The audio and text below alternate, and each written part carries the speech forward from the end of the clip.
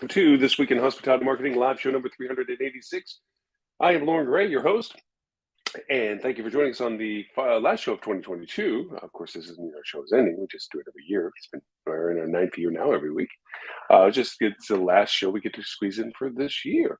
And for that reason, we're doing what everybody else does this time of year. It's actually a fun time of year when everybody kind of looks back on 2022. I love the TV program where they talk about the news features or the highlights, and unfortunately, the people that we've lost and so forth. But the stories that made the biggest headlines or the things that happened this year in review. I'm not really going to be looking too much into the back of 2022. We have all the shows from 2023 to go look at and to kind of recount what was happening at particular times, what we were concerned about, or things that we were doing at that time. This was more of a conversation for what we're going to go into for 2023 for hospitality marketing. The anticipations of things that are going to be of influence to us in 2023. It's kind of we always deal with certain milestones in the way we approach things, and the fiscal year transition is one of them, regardless of where you are in the world or what religions is to different New Year's or what have you. There is a transition from a previous year record to a new year record. And those changes usually incur a thoughtful retrospection and forward optimism as to what goes on. And for that reason, 2023, this year is kind of an odd step. The New Year's Day is actually on a Sunday, which from a personal point of view is an interesting transition on weeks as well. But it's also meaning that you're not starting with an immediate holiday. That's Monday. It's an observed holiday for New Year's. So Tuesday is kind of our start to the year. And for us in the industry, as budgets conclude for 2022, today is the last day for the budget to be used, really. Saturday, possibly a little bit if you're doing paid campaigns. Tuesday's kind of an odd, interesting mid-ish week to get started. We're at that time of year that one of two things usually happens. Either it's hard to get things done because everyone is already taking personal time off and holiday time and travel time and so forth. Or everybody's trying to get as much as they can done before the end of the year, because the year's running out and budgets are running out and opportunities to make year-end functions are running out. And for that reason, excuse me, there's a high pressure to get things done. And I tend to find that this year was one of those years. There was a lot of emphasis on trying to get as much done before the end of the year as possible, kind of as a bit of a catch-up, because for us, 2022 started at a different pace than we're used to. Different priorities, different issues, and of course, we'll do a retrospect in the coming weeks as to what 2022 influence was on 2023. But 2023 is actually starting from a perspective of, okay, now what? We're back into some regular normalcy in the sense of familiar territory from previous to COVID. And for that reason, we have a chance to go over and see how we can approach the year more traditionally. And I know these words seem a little bit out of place because as we went through the whole time of the new normal and all the buzzwords that went along with it, we had a paradigm of shift as to how we see and prepare for changes. And these changes in this past year, as the influence of 2023, are rather profound, but not in the forefront. I wouldn't say sublime. Let me take in case in point something about a prognostication I have for 2023. And that is, where is social as we know it going? If you click back a year, Facebook was a massively valued company compared to what it is now. It lost 75% of its value this past year. It was the archpin of platforms for social media marketing. It had some of the most robust targeting capable out there. As a matter of fact, it was getting sued and pursued because it had was using a tremendous amount of data that it wasn't letting its people know, its users, us, know were being used for vendors like us, again, as marketers. And it was going through a lot of litigations as to the discoveries of the amount of data. But more importantly, a poison seed, as it were, was planted about a year and a half before the beginning of this year, when Apple took the stand of privacy, and they went on and released iOS 14, their operating system, which allowed for the confirmation and indication as to what platforms were gathering what data from you. Facebook, up to that point, had been fighting it tooth and nail because it was negative to what they based their model on, which was having all of this data to be able to sell to us as marketers, to target the consumers that they had on their platform, which is hundreds of billions of people. And for that reason, when it came out, it was then downplayed by Facebook. Oh, it only represents about 11% of our users. It really won't begin to skew the accuracy or value of the ads that you're placing on our platform. Well, it turned out to be almost 50%, because even though it may have been 11% of iOS users, they represented about, well, not completely 50%, but it's questionable, um, the amount of actual purchase power associated with where the targeting ads were going to. So this past year, Facebook is not as relevant as it was before. It's still relevant. It's still a key component to a marketing strategy. It's still a valuable component to what you're doing for targeting, but its value proposition has diminished. If you were to tell us a year ago that TikTok would be the number one social media platform, we'd be scratching our heads like, how is that even possible? You have no room for another platform. We have our Facebook, we have our Twitter. And now here, as we click into 2023, Twitter is in some chaotic shambles, um, which is spiraling of what is it going to do and how authentic is it and how much of a problem is. We have a post hangover as to our polarity of politics, and this extremism that we've been living under for so many years. Excuse me. And we have all of these influences now that we're looking, I wouldn't say for escapism, but we're looking for entertainment and engagement. And TikTok was a visual platform alternative. It is a marketing platform. It is a part of our conversation because it's a marketing platform, but it's reaching now into a world where 18 states in the United States and the federal government and certain divisions have banned the ability for the platform to be on any of the phones or equipment that they use because of security issues, because it is in fact a Chinese-based owned company. And the data that it is able to acquire in its platform is very profound. And we begin to realize this as consumers, that we're seeing more and more what is of innocent entertainment can be manipulated in such a way. We see these wonderful facial character recognition softwares that you can make some stylized version of yourself, and all you have to do is go front, sides, and so forth, the pictures over, and then it now creates this visualization of you in any format that you want. And what you've just done in technical terms is given away your facial ID. You now give it to a platform that has the rights to it and has no repercussions legally, if you look at their terms and conditions, of being able to go back and say, give me that content back, give me that information back. You're using it against me. And it can be. We're beginning to get smarter about it, but we're not a lot of us in that sense. There's still a tremendous amount of people that love the stylized pictures and so forth. And that being said, we share pictures of ourselves. So it's not as if we aren't already giving away our ID because of who we are. We share a bajillion pictures. Look at all the selfies, literally selfies. But the fact that you're actually giving it in context that can be used that way is a step up from that. So here we are with social. TikTok is now the number one time consumption online, above Google, above YouTube, above Facebook. Facebook is about 75% of its value. It also, for the first time this past year, was on a downward projection of new users versus people that the previous month. So it wasn't growing every month over month. It had actually declined in its user rate this past year. And we're going into next year with that.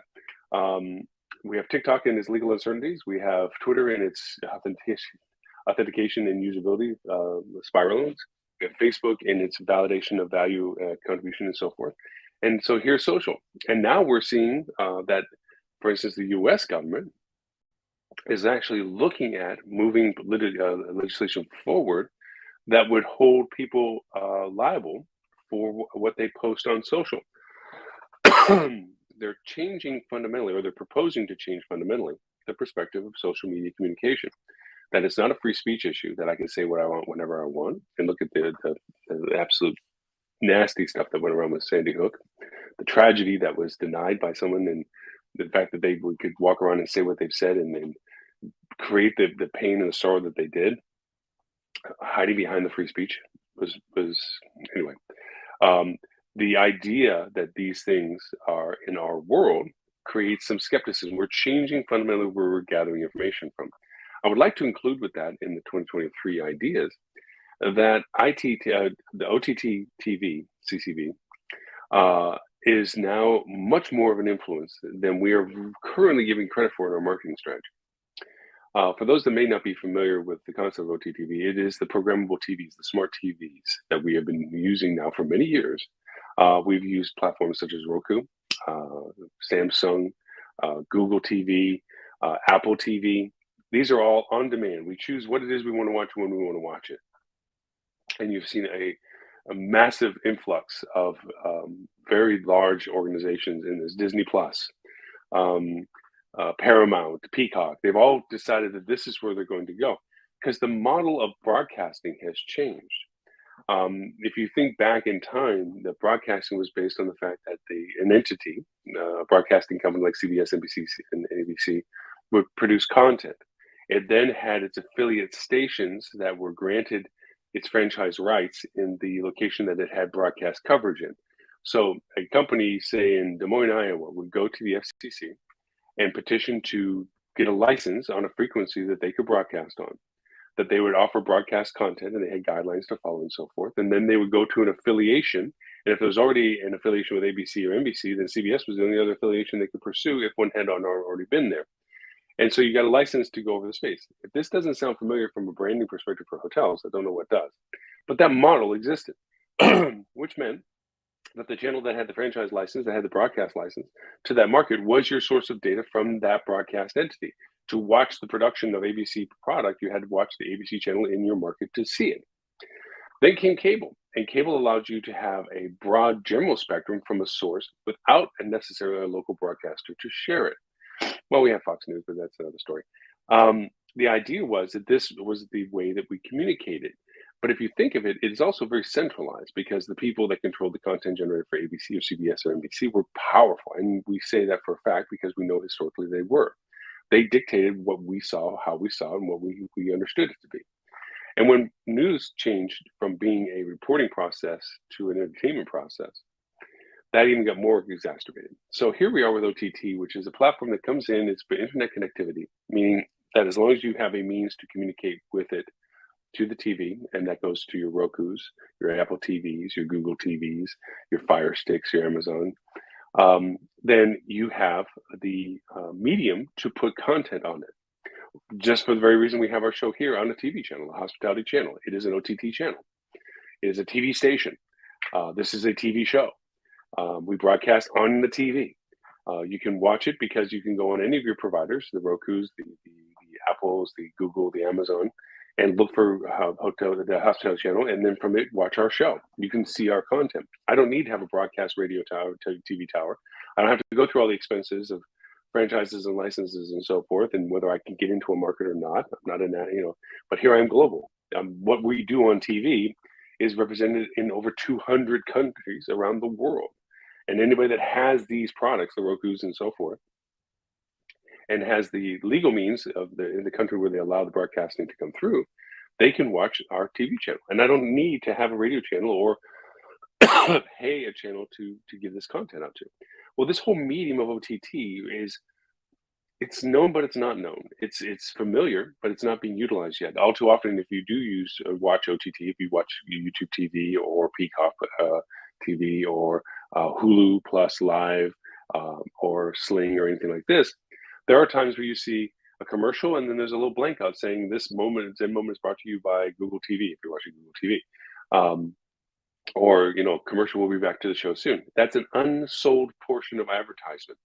Now, here's the really cool part about OTT, and we've had this discussion on the live show many times before. OTT allows me to target, just like I would on most online campaigns, demography, geography, and behavioral.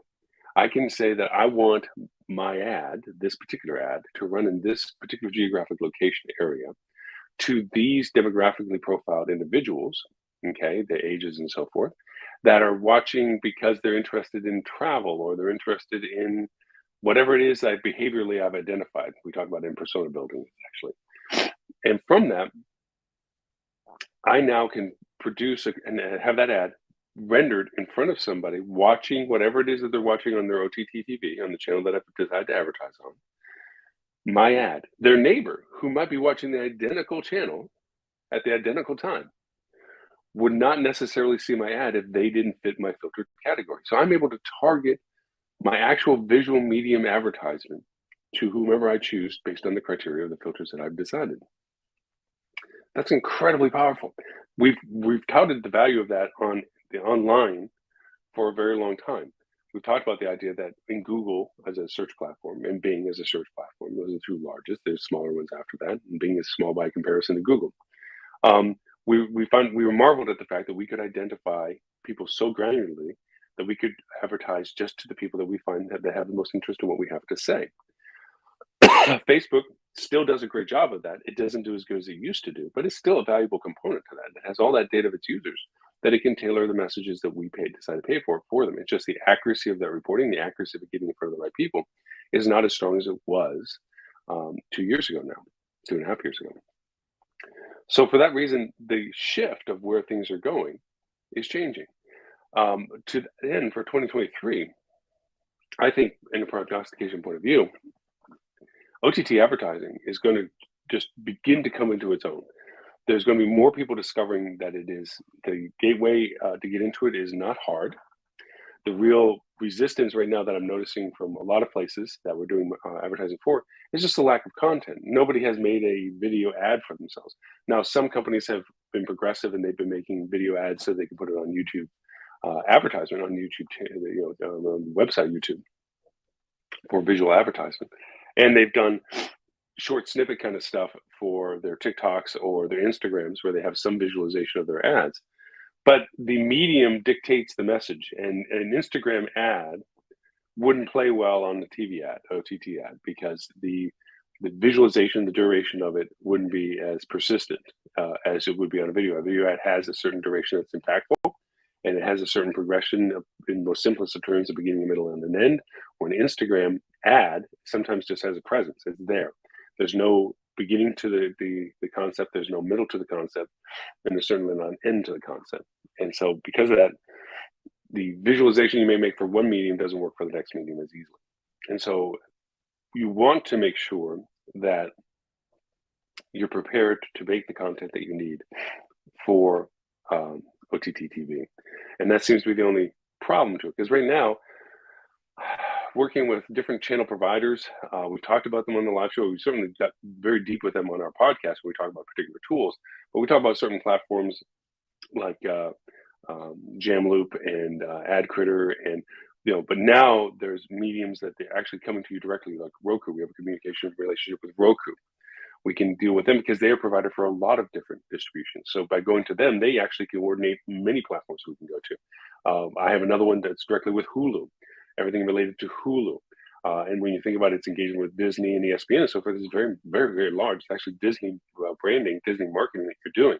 And to be able to say that I can get on those channels and get my content in front of people for very minimal thresholds, $500 for a campaign is a minimum threshold.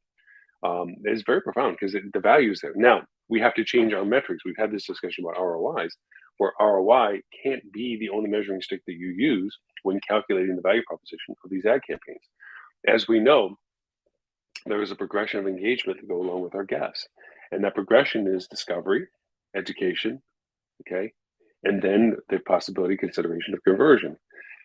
And in that process, it's always been thought and perceived that the discovery portion, the very large, I'm talking to a lot of people, but not all of them are going to be interested in me, being very expensive, ROI does not apply to a metric of value.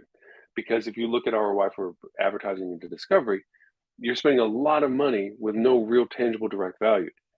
Now, the direct value goes into our discussion about attribution. Attribution is you may have influenced somebody to at least be aware of you that later at some other time in some other medium for some other reason, they put the two together and they now go and look for you and eventually buy with you. And you may not know that that video ad actually contributed to their decision process because either the time duration was too far away or the correlation was not there between the content of the video versus the reason for the purchase. But there is that connection. As we say, in advertising always, it has to see it 7 times before you begin to believe it. There's a frequency to this as well. So in attribution, and we've had these discussions on the last show repetitively, it's a matter of frequency, time, okay, and duration. And all of those influence the purchase decision. We've always focused and fixated on the very close to the bottom end of when we finally get all the people to a point that they're actually interested in particularly what we have to offer. We're all trying to desperately rush and advertise these people at the point of conversion. And so we're in high competition with other people because everybody else that wants to sell their product to the same people, it's like, okay, we've really filtered them down. They're literally standing on our metaphorical street, looking at our hotel, and now we'll walk up to them and give them an offer. But until they show up on our street, we're not going to advertise to them. And I'm saying now we have the affordability and the capability of talking to them. We're still sitting at home thinking about what street they're going to walk to, or go, or fly to, or go to. So OTT will have a higher value. It has the same metrics that are associated with progressively strong advertising now, the targeting capabilities. Um, I would invest heavily in 2023 in the idea of finding resources to develop the rich media that you need to advertise on OTT. Now, that being said, let's talk about the generation of content. We're entering into a very unique time, I feel, with AI in public use, artificial intelligence. There is many progressions up to what is considered AI. A lot of what we label as AI is literally a marketing term for machine language and algorithmic learning. It is not artificial intelligence. Artificial intelligence is the ability to, and you can look up these definitions to be more accurate with this. Basically, it's if you remember 2001: Space Odyssey, how the computer that was autonomously capable of creating its own decision-making processes. That's what AI, like Watson for IBM, is AI. Google has its own AI, which it's using already currently for search algorithms and so forth. AI is where it is an entity that it begins to work in the process of understanding its calculation capabilities for the purpose of why it's calculating, not just answering a question in specifics where it takes data and gives a response. To that end, we have things like we talked about last show with the AI, the GPT, which will create content, which has woken Google up because this would fundamentally change how people address their information queries. Google is about giving the solution processes based on a query where if you can actually dialogue and get a two-way response to the process, that is a more interactive knowledge of understanding. Right now, we have to phrase our questions in a way that we understand what the answer would give us or what the answer would be useful to ask for. Where if we don't know what we're asking, but we're trying to get to a point to understand, that requires a two-way dialogue. And AI allows you to do that. We're being presented with platforms that, and we talked about this on last week's podcast. Actually, we gave tools like, we talk about AI for audio, AI for images, AI for content. There's going to be a lot of this usage. The problem and the admonishment that we gave in our discussion was that it only uses the context of the content that's available on the internet. It emulates it in the perspective of how a human would say these things, but it would also mean that it only uses the data that's being presented. So if you give it bad data, as the old saying goes, garbage in, garbage out, then you're going to get content used in a way that wasn't accurate content. So a lot of falsehoods. The one thing that AI doesn't do with the GPT and the AI development content is there's no authentication and truth. That accuracy is not a function of the AI. It's accumulation of data and data usage to answer and respond. And so we're going to be faced with a lot of AI generated content. Now, we're not against AI content in any form, except for the predication that it should always be monitored and filtered through an actual person to make sure that it is accurate and truthful, and that it does reflect what was wanting to be said or created. I gave the example that I took GPT and asked it to describe a perfect beach resort, and then gave it to a super machine, which was an AI that generated image content, and it made this beautiful picture of a resort. And then I took it and gave that context over to another platform that made music based on what I was describing I wanted it to do. And it made this wonderful tropical music sound that was all generated by me. There was not me personally, but what my requests were. But it was really AI was the inception. I wanted this. I gave it to GPT. It described it in a way that I then gave it to another AI that then painted a picture the way I wanted it. That then gave it to another AI that generated the music that went behind it. And literally, there is no copyright or trademark issues because I generated this from my request. It is original creative that I'm able to use. And so for that reason, you get around a lot of worries and issues about licensing and liabilities, but it also gets into a strange new world that if you get more and more accurate with being able to mimic other people, where do you get into what the music industry has been dealing with all this time about plagiarism and taking away too much from the original, too similar to the original, but is how far different that it no longer is the original. It's going to be an interesting world next year, I think, with AI and the content that it gets created from, because as we use more and more, and which I believe are very functional for people that have bandwidth issues, that's where we talk about AI. It can give you the shortcuts, it can stop the writer's block, it can improve your quality of messaging, it can improve the context of your messaging, it can improve the frequency of your messaging. It does a lot of good stuff. But it's going to come into a flood of the market as people begin to rely upon it as a crutch. And we're going to be flooded with more AI. So my like literally the last show was, is it AI or is it real? We're going to get into a world where we're going to look for authentication. Think of it similarly through the industrial process that we went through this past century, where anything that was homemade was spurred upon because it was about the manufacturing of the consistency of creating the same thing a million times over, and they're all identical.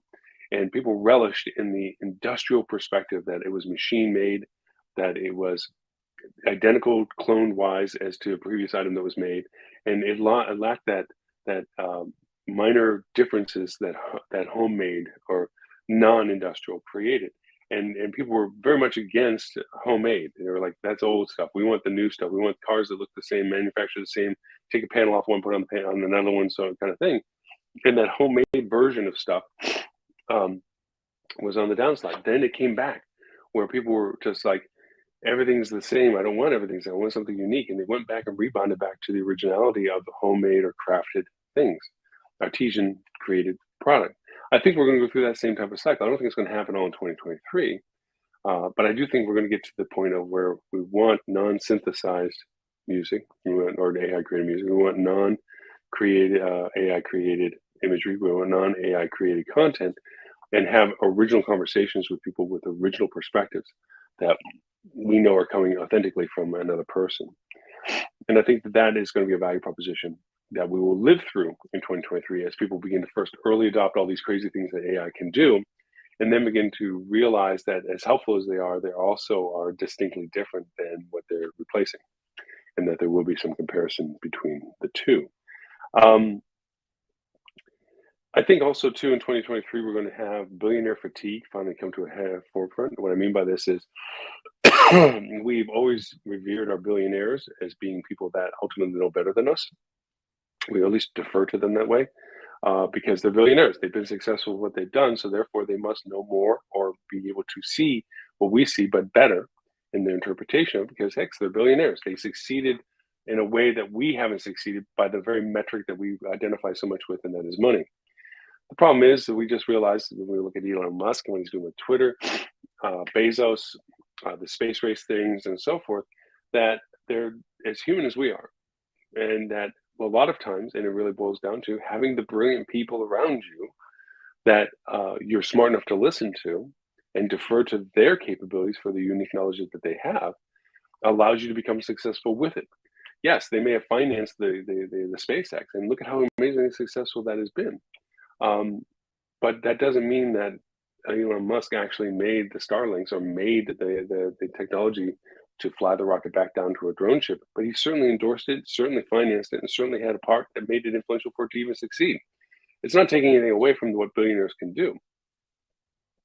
But having firsthand experience with working with very affluent people over the years, I called it the same syndrome that doctors and lawyers had. Because they were very successful at the thing that was their chosen profession, they felt that they were very successful at anything they would apply themselves. And that comes from behavior, obviously, and there's a certain level of success. But we defer so much that because they're successful at the one thing, that they must be more successful at other things just inherently because they've already achieved something. That's not the case. I used to open up restaurants for lawyers and doctors, and they're very good doctors and very good lawyers, and way better than I would be because I didn't choose to be either one of them. But they always had an opinion about restaurants that was misplaced. It was a perception that was not based on the actual value or authentication of what the business as a restaurant did. And that came into a lot of conversations at the end where they had opinions about things that would take a detriment to the restaurant. And the only uh, option they were left with at the end of our discussion was, I'm paying for it, that's what I want. And then when it failed that way, their first reaction was it wasn't their fault. I must have done something wrong. And they come back and then I point out what was wrong, and it was their decision. And they either went one of two ways. Either they accepted it, being better at the leadership and saying, you know what, you're right. I pushed you into that. It didn't work. I was wrong in that perspective. You were right from the beginning. Let's get back to what it should be to work. And we moved on. Or they just said, no, still can't be me. And those are the two types of people in the world. And we've seen that in our polarity of politics. We've seen it in the polarity of our personalities that are in the market today. So I think 2023, we're going to have a bit of billionaire fatigue where we peek behind the curtain, Achilles heel kind of stuff, where they're not everything we think that they are. We'll still defer to their success, but we're not going to defer to them that everything they do is successful. And I think Elon has a lot of things to prove with Twitter as to where this comes from, all this. And you even sit back and try to figure, is there a master plan to why he's doing what he's doing with Twitter? And there isn't. It really reflects poorly that he really is a person that is not as clear in what he thought he knew. He had the money to actually do what he wanted to do, but in the end of it, doesn't have the means and wherewithal to make the decisions that are best beneficial to what he thought was the solution to the very reason why he was going through the process of acquisition. So I think that will be something that comes along in 2023. I think also there's two final conclusions of the conversation I want to have to it is I think we're at the end of the impact of COVID as it relates to travel demand. And I mean by that revenge travel and surge travel and this flood, this tsunami of opportunities that come from summer or holidays. And I say this in two parts. One is the exploitation our industry has done on rates and prices. Whenever we had this demand that was available to be recognized, our lack of services are throwing out the window our service scores and our reviews with the idea that we were what I call the Disney mentality, that if you don't like the price, get out of line because there's somebody right behind you that will pay it. We were like that with our hotels. We had back of the door rack rates for hotels that had no service operations going on. Restaurants were closed, spas were closed. It didn't make a difference. We're still charging absolute premium rate simply because the demand was there to be able to do that. Sure, we're in business. It's meant to be business to be profitable. We're out to leverage this, but we threw away our guest service for that. And we minimized our services because we didn't have the labor force to support it. We've gone through these conversations over the past couple of years. Going through this, well, I think 2023 is the beginning of the we lay in the bed that we make. We have been that way for 2 years. And when you add the fact that industries responded in what industries do, and the airlines is where I'm going to step to next, where they have failed miserably at doing the right thing the right way. They follow business acumen to a T. All right, business is going down. We need to maintain our liquidity, our asset value, our ownership to public stock. Let's cut back all of our pilots and retire them early to reduce our costs associated with them. So we're not paying all these people by contract to fly planes that nobody's going to get on. We can't, let's cut the cost.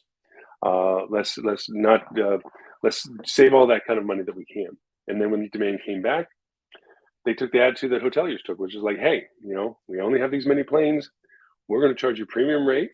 And they had the summer meltdown. Bad summer meltdown. Everybody had it. I mean, it was a terrible thing all summer. Well, lessons learned. Everybody said we learn from that. We're going to be better at it. We're going to do this. We're going to do that. The FTC one came in and said we're going to monitor these people. They've all committed that they're going to do better. And here we are in the middle of the residual of what happened for the holidays. Just goes to show, as much as you know, storms do happen that are at a scale that are unprecedented, and the impact is unprecedented. And what happened is so the models of how airlines operate have come into the focus.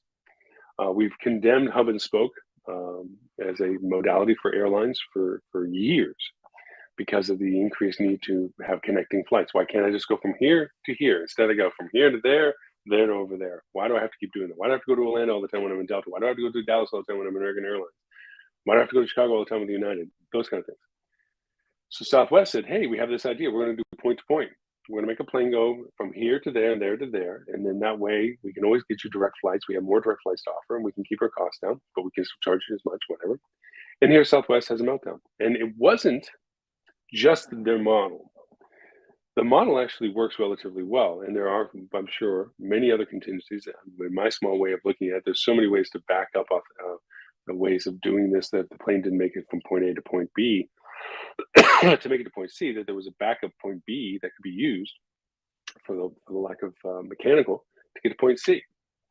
I'm sure those were in there. The problem that really came from this is that it was so much about bringing money in and so much about not spending money that we had, and I'm talking about Southwest, that they didn't improve their tech stack, and they didn't have the internal infrastructure to handle the variance of a changing business model. They didn't invest in their tech stack. Um, if this doesn't sound hauntingly familiar, I don't know what it can be. That is literally the bane of hotels right now. And I'll call out brand for this. Um, I look at back at when Marriott acquired Starwood, and Starwood was ready to launch Valkyrie, which was a whole new property management system platform, PMS platform. They basically shelved it. They took it because it was direct competition to Marsha anyway, and the implementation cost would be astronomical. Its functionality was much better than Marsha. I mean, we often joke that Marsha is nothing more in the bottom of Bethesda, a gerbil and a wheel. It's so old and based on so many onion layers of technology that at its core, it's a fundamental DOS program that's running in probably some very old box in the middle of nowhere. Unplug it and the world cascades down. Um, Obviously, Marsha has been improved and so forth. It still has its flaws. And you're still looking at a green screen with carriage changes on keyboards. Think about it. GDS is no more different than it has been since the mid 60s because the investment into the process isn't there. And I think, if anything, from the lessons learned of what's happened currently with Southwest Airlines, is that as just as many times as you avoid the bullet in times past, like, well, we didn't have to worry back then. It getting really close, but we were, the system still worked or it still did what it was supposed to do. There will come a time, there will be a time that you will have happen to you what happened to Southwest. So with hotels, and I speak more to the independent hotels, it always gets deferred. The can gets kicked down the road. And the industry is literally built around supporting that process. And that is that we'll just keep giving you upgrades as long as you stay in our ecosystem. And so for that reason, you have software systems that don't do all the things that they could do based on other software systems, but because their enticements to stay with the same platform and only offer moderate costs to go up in levels of service, it doesn't give you all the things that other places do, but it keeps you in the game, like saying, well, at least this year we don't have to go through that huge expense of changing our tech stack. At least this year we don't have to put into our budget. It's like musical chairs. You don't want to be caught with a bag of poop at the end when the music stops. That I'm the year that we had to eat the PMS updates and the tech stack updates. And then, of course, the industry is completely based on technology separation. That the ability to play with other platforms, like here, I have a great platform that does one thing, but I need to create a CRM interface. But that CRM interface, as willing as they are to connect to my system is not willing to connect to it, or at least not cheaply. And they want to offer their own CRM solution that's not as good as the CRM solution I want to plug to. So now you have problems of what works with what exclusively, so that they force you to work with their software systems to charge you more money for, when there's a better system out there. Free economies don't work in tech stacks. So then you have the all-inclusive tech stacks, the OYO stacks, but so to speak, where it's an all-inclusive thing. Their platform handles all components to this. The problem is with these systems is that they're built on acquired systems internally that are made to work together, but aren't fundamentally built together. And because of that, they run into problems where when something breaks, there's no other solution to fix it because it's the only solution that's connected to the rest of the stack. So it has its problems. Now, there's other things on the world other than tech stacks for hotels. There's tech stacks for marketing. I think Milestone has done a phenomenal job of creating an entire ecosystem, our marketing strategy, integrations, and so forth. I think Sendyne's done a horrendous job in some ways. I mean, they've tried to fix certain things, but they offer a Pandora's box of everything. But they're one of those systems that literally has hybrided other systems to talk to other systems, but they don't really talk in full fluidity. And so it creates issues when the systems basically don't have full connectivity. Maybe they're one-way APIs. Maybe they're conditional two-way APIs. They've been made to work together, but they don't truly functionally work completely together. They weren't built together, let's put it that way. So you have all these diversities as to tech stacks. And I'm not here to beat up on Sendyne. They do great things, as well as the fact that Milestone made poor things. But all in all, there's contrast between everything. The idea is that you have to evaluate the longevity of what you're currently using in such a way to know whether when you're going to bite the bullet. You have to get off the ROI wagon. And I think in 2023, we will have to get off of the ROI all-encompassing filter that everything has to go through to determine anything. It's like always having to ask the one question before you ask any other questions, and it's not fair because ROI doesn't fix for everything. We've had conversations about this in a multitude of ways. ROI is not an unreliable number. It's a valid number. It's a valuable number. It's not the only number, and it shouldn't be the first one that everything has to go through before any other questions get asked. It's kind of like RevPAR. RevPAR is a basic standard number. Is it the best way of calculating total performance? No, but it's the most accepted number of evaluating performance. And so ROI is the same. And it's always been the dagger to a conversation where some little smart person or wannabe smart person in a group conversation, well, what's going to be ROI with that? And if it doesn't pass that muster of what the minimum ROI that the company is perceiving as valuable, then they've put a dagger of doubt into the presentation as to, well, if it's not going to give us that kind of ROI, what else is it not doing? And it creates this doubt cycle.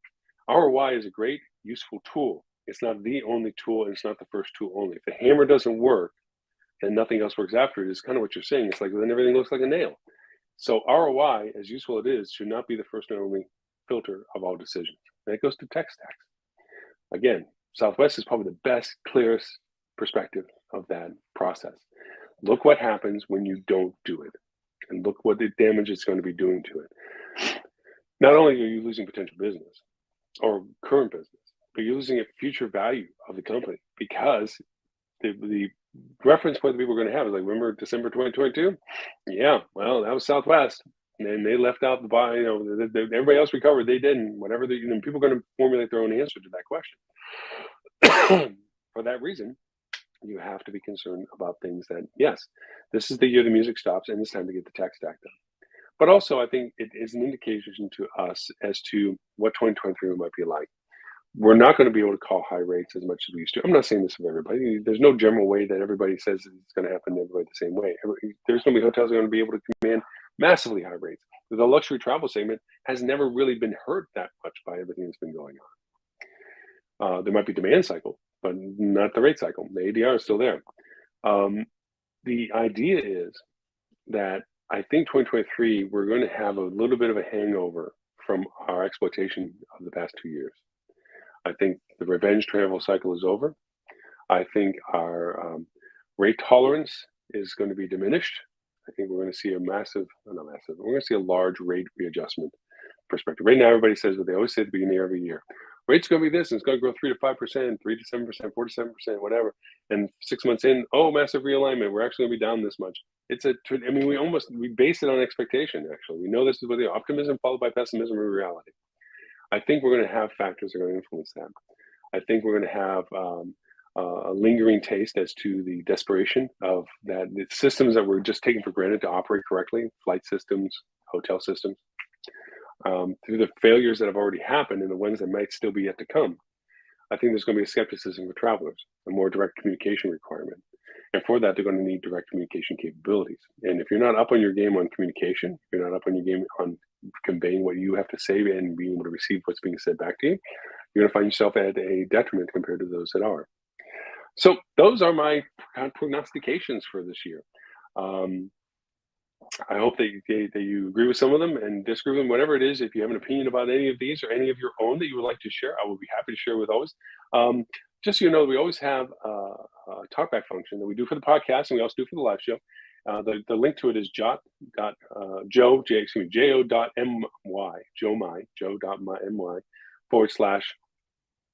/talkback. Actually, I'm sorry, I improved that.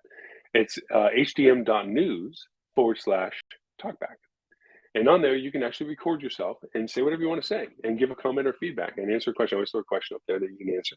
And just audio record back and then give us permission of whether we can quote you, whether we play your audio back, or whether we just refer to somebody said such as whatever it is. We identify or not identify, but you can give feedback to us. So just go to hdm.news/talkback and give us your comments as to what you think are things to expect in 2023 as well.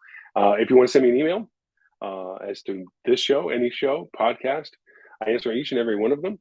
You can go to Lauren@hospitalitydigitalmarketing.com, and I answer all emails. And if you would like to join us on the show, you're more than welcome to. We are going to be doing some interesting shows coming up next month. We're getting some of the old band back together. We're going to do a couple of people that they missed the dialogue, the banter of having several talking heads discussing a topic. So we're going to do a couple of shows this month with that, or I should say January. So it should be fun for those to come back, bring some old folks back. And if you have any suggestions of people that you think should join the show, by all means, send me an email and let me know who they are, and I'll reach out to them and we'll qualify all that and get them on the show if that works out for them. So with that, um, obviously we're past the wishing you a Merry Christmas and Festivus and Hanukkah and Kwanzaa, but I do get to wish you a very happy New Year, a Western New Year. Chinese New Year's coming up. But I do hope you have a very happy, safe, and healthy end of the year, start of 2023. And I hope that all of your positive expectations of 2023 come through. So with that, my name is Lauren Gray. Thank you for the privilege of your time. And I look forward to talking to you all next week.